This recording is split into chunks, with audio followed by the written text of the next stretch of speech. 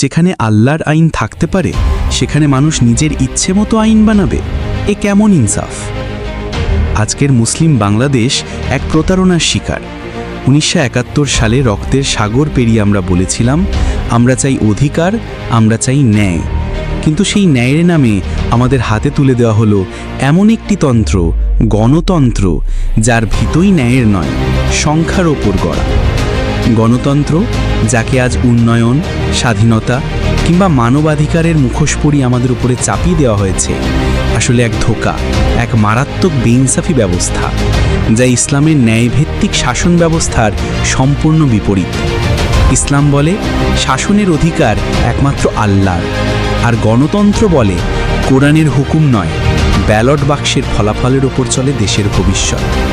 সংখ্যার জোরে সংসদে পাশ হয় এমন আইন যা আল্লাহর কিতাবের স্পষ্ট বিরোধিতা করে। বাংলাদেশ 1971 থেকে আজ পর্যন্ত কি পেয়েছে এই গণতন্ত্রে? প্রশ্ন আমাদের বিবেককে জাগায়। এই প্রচলিত গণতন্ত্র কতটা বেইনসাফপূর্ণ তা আপনারা মিলিয়ে দেখুন। মানুষের তৈরি আইন নিরপেক্ষ নয়, রাজনৈতিক ও শ্রেণীভেদে প্রভাবিত হয়। আইন ক্ষমতাবানদের হাতে অস্ত্র হয়ে দাঁড়ায়। বিচার পেতে বছর বছরে লেগে যায়, গরিব মানুষ বিচার পায় না। ধনী ও ক্ষমতাবানরা টাকা দিয়ে রায় নিজেদের পক্ষে নিয়ে নেয়। অনেক নির্দোষ মানুষ জেলে যায়, আবার প্রকৃত অপরাধী জামিনে বের হয়ে যায়। সমাজে ভয় কমে যায়। সম্পদের উৎস হালাল হারামের স্পষ্ট সীমারেখা। সুদ, ঘুষ, লটারি সহ নানা অবৈধ উৎসকে বৈধ করে। গরিব জনগণ ব্যাংকের সুদের বোঝায় ডুবে থাকে, আর বড় ব্যবসায়ী ঋণ মাফ পায়। প্রচলিত আইন নারীর অধিকারের নামে অনেক সময় নারীকে ব্যবহার করে, আবার উত্তরাধিকার বা নিরাপত্তায় ব্যর্থ হয়। ধর্ষণ মামলা প্রমাণ করতে কষ্ট, হত্যার মামলায় ঘুষে অপরাধী মুক্ত। বিচার দেরিতে হয়, নিরাপত্তাহীনতা, অপরাধের প্রবণতা বৃদ্ধি পায়। অপরদিকে ইসলামী শারিয়া যদি সত্যিকারভাবে কার্যকর হতো, তাহলে আমাদের এই বাংলাদেশ কেমন হতো? আইনের ভিত্তি। আইন তৈরি করেন আল্লাহ, যিনি সব জ্ঞানের মালিক, কারও প্রভাব বা পক্ষপাত ছাড়াই। কুরআন ও সুন্নাহর উপর ভিত্তি করে সমাজে সাম্য, ইনসাফ ও নৈতিকতা প্রতিষ্ঠিত হয়। শাসক নিজেও শারিয়ার অধীন, কেউ আইনের ঊর্ধ্বে নয়। যারা আল্লাহর নাজিলকৃত বিধান অনুযায়ী ফয়সালা করে না, তারা জালিম। সূরা মায়েদা। ন্যায় বিচারের গতি ও প্রাপ্তি। বিচার হয় দ্রুত, সরল ও সুলভভাবে। আলী রাদিয়াল্লাহু হয়েও এক ইহুদির সঙ্গে কোর্টে দাঁড়ান। সাক্ষ্য গ্রহণে শুধু সত্যবাদী ও ন্যায়বান ব্যক্তির কথা ধর্তব্য। বিচারক আল্লাহর ভয় রাখে, তার রায় জবাবদিহিতামূলক। তোমরা ইনসাফ করো, ইনসাফই তাকওয়ার নিকটতম। সূরা মায়েদা। শাস্তির পদ্ধতি ও উদ্দেশ্য। শাস্তির উদ্দেশ্য অপরাধ দমন প্লাস নৈতিক সংস্করণ প্লাস প্রতিরোধমূলক প্রভাব। শাস্তি কেবল অপরাধীর জন্য, নির্দোষ কেউ কখনো ফাঁসতে পারে না। সাক্ষ্য, প্রমাণ ও সততার উপর গুরুত্ব, যেমন ব্যভিচারে 4 সাক্ষী দরকার। তোমাদের মধ্যে যারা সীমা লঙ্ঘন করে তাদের জন্য দৃষ্টান্তমূলক শাস্তি রয়েছে। সূরা নূর। অর্থনৈতিক আইন ও সম্পদের বণ্টন। হালাল রিজিকের প্রতি উৎসাহ, হারাম সম্পদ নিষিদ্ধ।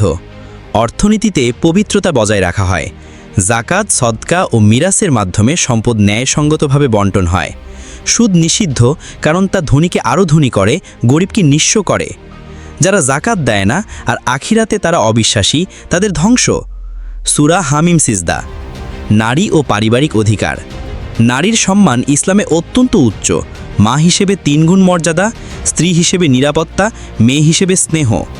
বিবাহ সহজ, তালাক সম্মানজনক এবং সংরক্ষিত বিধান অনুসারে। উত্তরাধিকারে নারীর নির্ধারিত অংশ নিশ্চিত, কেউ তা হরণ করতে পারে না। আমি পুরুষ ও নারীর কোনোরূপ আমল বিনষ্ট করি না, তোমরা একে অপরের অঙ্গ। সূরা আলে ইমরান। অপরাধ ও নিরাপত্তা। শাস্তি দৃঢ় এবং প্রকাশ্য হওয়ায় অপরাধে মানুষ ভয় পায়। হুদুদ শাস্তি সমাজে শৃঙ্খলা ও নিরাপত্তা। কিসাসে জীবন রয়েছে, প্রাণের বিনিময়ে প্রাণ নীতিতে হত্যার প্রতিশোধ বৈধ। হে বুদ্ধিমানরা, তোমাদের জন্য কিসাসে জীবন রয়েছে। সূরা বাকারা। আমরা নির্দ্বিধায় বলতে পারি, গণতন্ত্র 1971 থেকে আজও পর্যন্ত বাংলাদেশকে কি দিয়েছে? না আমাদেরকে সুশাসন দিয়েছে, না আমাদের ন্যায় বিচার দিয়েছে, না গরিবের মুখে অন্ন দিয়েছে, না আল্লাহর আইন প্রতিষ্ঠা করতে পেরেছে। উল্টো যারা ইসলামী আইন নিয়ে কথা বলতো, তাদেরকে রাষ্ট্রবিরোধী, জঙ্গি ট্যাগ দিয়ে জেল খাটিয়েছে। প্রিয় মুসলিম ভাই ও বোনেরা, সমাধান একটাই, ইসলামের দিকে ফিরে যাওয়া। বাংলাদেশ 50 বছরের গণতন্ত্রে ইনসাফের চিহ্নও খুঁজে পায়নি। তাই এ জাতি এখন ইসলামের অপেক্ষায়। একটি নতুন সকাল, যেখানে থাকবে না দলীয় স্বার্থ, থাকবে না ব্যক্তিকেন্দ্রিক শাসন, থাকবে কেবল আল্লাহর হুকুমের ছায়ায় ন্যায় বিচার।